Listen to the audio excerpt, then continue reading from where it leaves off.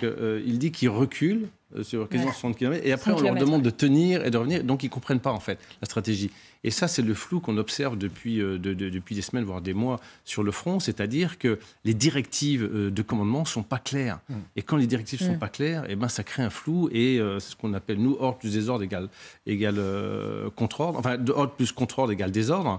Et c'est ça qu'on peut voir, c'est-à-dire que pour les soldats engagés, en tout cas dans certaines zones, c'est le désordre. Et des sorts d'ammunition. Oui, alors en fait, c'est pour ça que la stratégie russe, la tactique russe est complètement incompréhensible, parce que si vous mettez des barrages, des positions fortifiées, que vous enterrez des forces, derrière, il faut avoir un soutien, ce qu'on appelle des appuis en artillerie, parce qu'un barrage qui n'est pas battu par les feux, il est franchi immédiatement en fait par l'adversaire. Donc retirer des forces, sacrifier des munitions comme ça pourrait s'entendre sur un retrait, mais un retrait complet de Kherson, et retirer également des unités sanitaires comme on l'a vu. C'est une tactique qui va encore très probablement produire un désastre. Il faut dire qu'on a vu quand même pas mal d'images des Ukrainiens, des troupes ukrainiennes se servant quasi sur la bête, des soldats russes fuyant, prenant les munitions, des chars parfois, du matériel lourd également. Peut-être que les Russes à Kherson n'ont pas envie à nouveau de fournir des armes et des équipements aux Ukrainiens. Comme c'était le cas à Kharkiv, sur la retraite de Kharkiv, effectivement. On a vu des soldats russes repartir aussi, là encore, des images qu'on a déjà vues, avec des machines à laver, même des WC, etc. Et rembarquer tout ça vers l'arrière. C'est aussi un signal intéressant du dysfonctionnement de la chaîne de commandement militaire, politico-militaire russe, parce que toute cette comparaison d'images entre ce que les états-majors prévoient, réclament, envisagent, destruction d'armes, notamment de stocks sur place, et le fait que Poutine en a fait un objet de Kherson, un objet politique important, parce que c'est la capitale de l'oblast, etc. Donc c'est un symbole qu'on ne peut pas abandonner. Il y a toujours ces contradictions internes dont le général a bien décrit les effets tactiques qu'ils produisent. C'est assez caractéristique de nombreux phénomènes difficiles à analyser qu'on a observés depuis le début du conflit.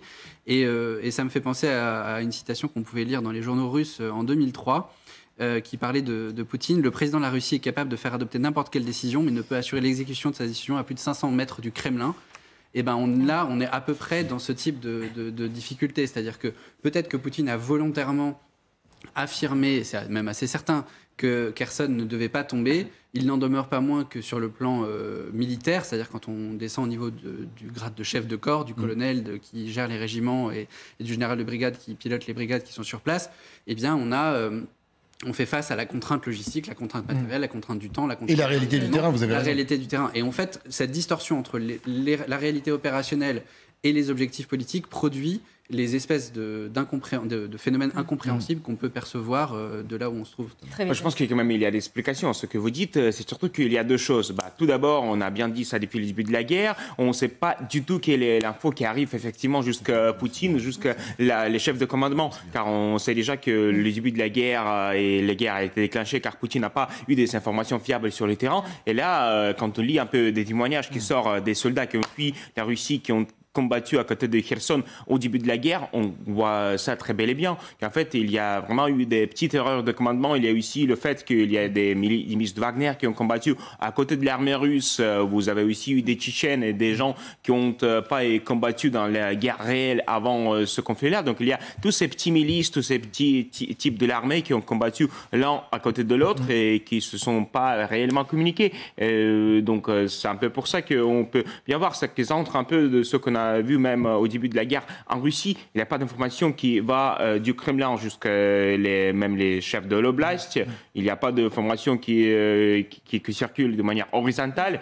Et quand on n'a pas d'information, on a tendance de prendre des décisions qui peuvent paraître bizarres. Et bien justement, on va revenir sur ces difficultés de l'armée russe. On ne cesse de vous le dire. Benjamin Cruer nous a rejoint. Vous nous parlez aujourd'hui, Benjamin, d'une localité dans le Donbass que les Russes veulent reprendre. Leurs offensives sont nombreuses, mais ça ne fonctionne pas.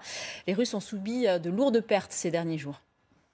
Des centaines de morts en 4 jours. C'est l'histoire du petit village de Pavlivka. Alors les Russes en parlent beaucoup. Pourquoi ? Parce qu'il est très bien placé, vous voyez. Il est juste à proximité de cette voie de chemin de fer qui va ensuite ravitailler les troupes du côté de Kherson. Donc les Russes multiplient les offensives pour reprendre ce village. Sauf que les Ukrainiens résistent beaucoup, avec leur artillerie notamment. Et les pertes sont tellement énormes pour les Russes qu'ils ont écrit une lettre au gouverneur de leur région d'origine pour faire pression sur les généraux pour dire d'arrêter le carnage. Alors voici la lettre en question.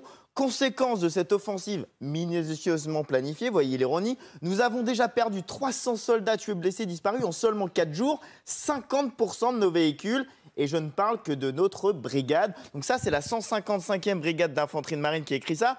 Une brigade qui a fait les 2 guerres de Tchétchénie. En 2 guerres de Tchétchénie, ils avaient eu moins de 300 morts. Donc en 4 jours, plus qu'en 2 guerres de Tchétchénie. Ça fait tellement de bruit que même les blogueurs de propagande russes en parlent. Lui, il s'appelle Alexandre Sladkov, il est très suivi. Il dit « L'attaque de Pavlivka suggère que nous avons encore des généraux qui pensent que 2 x 2, ça fait 5. Les erreurs des généraux sont la mort des soldats. » Merci beaucoup, Benjamin Cruard. Thomas, vous voulez réagir? Oui, ce qui me frappe, c'est d'abord une lettre de cette nature, c'est extrêmement rare dans un pays qui est sous contrôle en Russie. Et ce qui est intéressant, c'est qu'elle n'est pas signée par n'importe quel type de brigade. En l'occurrence, elle est signée par les soldats des troupes de l'infanterie de marine. Or, pour ceux qui ne connaissent pas l'univers de l'armée de terre, l'infanterie de marine, en général, c'est souvent considéré comme les troupes d'élite parce que ce sont des troupes qui sont pensées comme des troupes coloniales qui ont une sorte de capacité couteau suisse à se déployer sur des terrains extrêmement divers, dans des conditions extrêmement diverses, avec une très très grande adversité. Donc que ça soit des troupes d'élite, entre guillemets, qui se permettent, enfin qui subissent des pertes aussi importantes, si tant est que tout ça soit avéré, bien entendu. A priori, ça l'est, puisque vous l'avez diffusé, donc c'est vérifié par LCI. Plus qu'en 2 guerres de Tchétchénie, nous voilà, donc, ça, ce sont les chiffres. Ouais. Pour le voilà, donc une fois qu'on constate ça, alors que ce sont censés être les troupes d'élite, c'est extrêmement alarmant. Et ce qui est intéressant, c'est que tactiquement, les soldats ont choisi de s'adresser au meilleur contre-pouvoir, entre guillemets, qui peut exister à Poutine, si tant est que des contre-pouvoirs existent réellement dans ce pays, c'est-à-dire aux gouverneurs des différents États de la Fédération de Russie, qui sont donc qui gèrent le pouvoir décentralisé de la Fédération de Russie. Et c'est intéressant parce que la Russie étant un pays immense, son caractère parfaitement continental, son caractère extrêmement étendu, fait des gouverneurs des politiciens qui ont un rôle extrêmement important pour gérer la stabilité du pays à travers l'ensemble du territoire. Et donc de s'adresser aux gouverneurs dont sont originaires ces soldats d'élite montre qu'ils veulent vraiment chercher là où le pouvoir peut être déstabilisé, c'est-à-dire dans ce qui assure normalement la stabilité. Pour circuiter, vous avez raison, quelque part le Kremlin. Le Kremlin, ils ne se sont pas adressés à la Douma. La Douma est complètement au bottes de Poutine. Ils ne se sont pas adressés à Poutine lui-même. Ils se sont adressés aux seules personnes qui auraient un semblant de latitude de pouvoir faire bouger légèrement le système politique sur cette alerte qui est que tactiquement, ils enchaînent les échecs dans cette zone. Les erreurs des généraux sont la mort des soldats, écrivait donc Alexander Sladkov, le correspondant de guerre russe sur Telegram. On pourrait même aller plus loin aujourd'hui et se demander si les erreurs des généraux ne causeraient pas leur propre perte. Y aurait-il des risques de mutinerie au sein de l'armée russe ou de fragging? Vous devez connaître ce terme de fragging, le jargon de l'armée américaine, général Dutartre. Explication du général Yakovlev hier soir sur notre antenne. Et je pense que ce qui va arriver, qui arrive peut-être à l'armée russe, c'est la même chose que l'armée américaine a connu au Vietnam, ce qu'ils appellent le fragging, c'est-à-dire tuer les officiers. Fragging par grenade à fragmentation, parce que l'avantage, c'est que ça peut être... Un saboteur peut l'avoir jeté, il n'y a pas de balistique, il n'y a pas de preuve de qui l'a jeté. Il y a 3000 officiers américains qui sont morts dans la guerre du Vietnam. On pense que 900 d'entre eux sont tombés par fragging. Les raisons pour lesquelles ça s'est passé existent aujourd'hui en Russie. Première raison, une guerre sans but. Les gars au Vietnam n'y croyaient plus. Et là, les Russes en Ukraine, ils n'y croient pas. Deuxième raison, une très grande différence entre les officiers et les soldats, et en particulier les professionnels et les conscrits. C'est le cas ici. Troisième raison, très souvent, le racisme. Pour faire court, c'était souvent, on pense, un officier blanc tué par un noir. Je suis caricatural en disant ça. Oui, bah là, vous avez toutes ces minorités commandées par des Russes blancs. Il y a un élément de racisme très profond. C'est un peu la suite de ce que vous disiez, Thomas, c'est-à-dire ces gens qui sont jetés dans la guerre, qui n'ont pas véritablement forcément d'appartenance ou de grand soutien pour le Kremlin. Des mutineries, on en parle, on entend, quelquefois on voit quelques vidéos, toujours très difficiles à authentifier en général, mais ça pourrait être une réalité sur le terrain, quand les soldats y croient plus. Ah non, mais c'est ça le moral des soldats sur un théâtre d'opération, c'est capital en fait. Et vous savez que des soldats vont se faire tuer pour un chef, mais à l'inverse, si le chef n'est pas du tout à la hauteur des espérances, ça peut très très mal se passer. On a vu dans plusieurs scénarios qu'évoquait votre... D'autant qu'on sait que l'un des problèmes de cette armée russe, c'est le manque de chefs, Mais manque bien sûr. d'encadrement sur le Oui, terrain. absolument. Moi, secrètement, ce serait la meilleure issue possible pour ce conflit, c'est-à-dire un effondrement de l'armée russe parce que les gens n'y croient plus, ne comprennent pas leur chef, et voire même une rébellion des soldats. Moi, je le souhaite. Est-ce qu'on y arrivera? C'est vrai que tout ce qui a été dit est tout à fait juste. Ce serait la meilleure chose qui pourrait arriver sur le théâtre, parce que je pense qu'un écroulement de l'armée russe entraînerait également un écroulement du système politique russe dans sa généralité, et donc tout le système autour de Poutine. C'est ce qui pourrait se passer de mieux. Mais on n'en est pas là aujourd'hui, mais c'est vrai que dans certains endroits, localement, c'est indéniable. Isabelle Dufour, vous êtes d'accord avec tout ça? Ce qui pourrait arriver peut-être entièrement. Mais je pense également qu'on n'en est pas là aujourd'hui.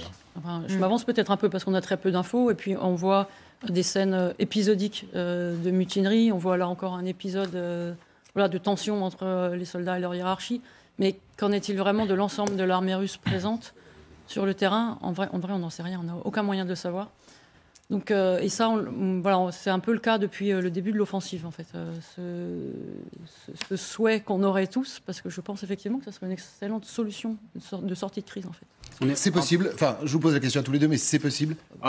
Effectivement, on a des signes que peut-être c'est même pas ça qui se passe à ce moment-là, mais il y a des grandes difficultés au niveau organisationnel de l'armée russe. Je parle notamment des mobilisés qui arrivent maintenant en armée à un grand nombre, et parfois ce sont des mobilisés qui ont déjà fait leur service militaire, et ce que tout le monde attend de ce service militaire qui est obligatoire en Russie, qu'effectivement vous avez toujours des problèmes de discipline. Même en temps de paix, il y a toujours un ou deux conscrits qui arrivent et qui fait un shooting parce qu'il n'en peut plus. Et donc si jamais ils sont envoyés sur le terrain de guerre, c'est effectivement ça qui peut se passer.